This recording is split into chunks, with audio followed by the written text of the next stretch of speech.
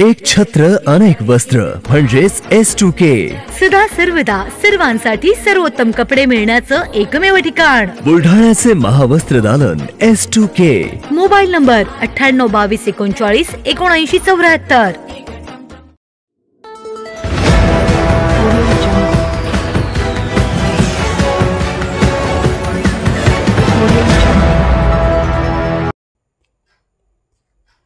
आमदार गायकवाडांच्या आरोपाबाबत पहा काय म्हणालेत प्रतापराव। कोणी काय केले हे लोक समजून आहेत। केंद्रीय मंत्री प्रतापराव जाधव।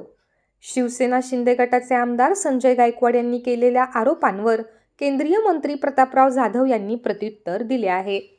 कोणी काय केले हे लोक समजून आहेत। आमचा उमेदवार सक्षम होता, त्यांनी मुख्यमंत्र्यांची सभाही रद्द केली, त्यांना मोठ्या फरकाने जिंकून यायचा विश्वास होता, मतांची थोडीफार कमतरता पडल्याने त्यांना तसे वाटत असेल, असे प्रत्युत्तर केंद्रीय मंत्री प्रतापराव जाधव यांनी दिले आहे। विधानसभेचे निकाल घोषित झाल्यानंतर बुलढाणा येथील एका कार्यक्रमात बोलताना तसेच प्रसार माध्यमांशी बोलताना बुलढाण्याचे आमदार संजय गायकवाड यांनी त्यांच्याच पक्षाचे केंद्रीय मंत्री प्रतापराव जाधव यांच्यावर विधानसभा निवडणुकीत आपले काम न केल्याचा आरोप केला होता। तसेच मिलिंद नार्वेकर यांना सांगून प्रतापरावांनीच जयश्री शेळके यांना उमेदवारी देण्याकरिता प्रयत्न केले, असाही आरोप संजय गायकवाड यांनी केला होता। या आरोपांबाबत काल प्रतापराव जाधव यांनी प्रतिक्रिया दिली आहे। नाही, खरं म्हणजे आमचा उमेदवार इतका सक्षम होता, त्यांना मीच काय, मुख्यमंत्र्यांची सभा सुद्धा त्यांनी स्वतःहून रद्द केली आणि त्यांना पूर्ण त्या ठिकाणी जिंकून याचा, मोठ्या फरकाने जिंकून याचा आत्मविश्वास होता। आता त्याच्यामध्ये मताची थोडेफार कमी त्या ठिकाणी पडल्यामुळे कदाचित त्यांना तसं वाटत असेल।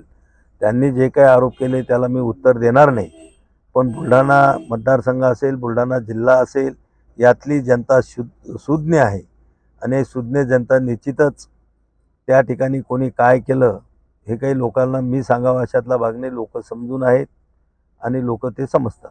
त्यांनी असाही आरोप केला आहे की तुम्ही मिलिंद नार्वेकर यांना सांगून जयश्री शेळके यांना उमेदवारी दिली आहे म्हणून।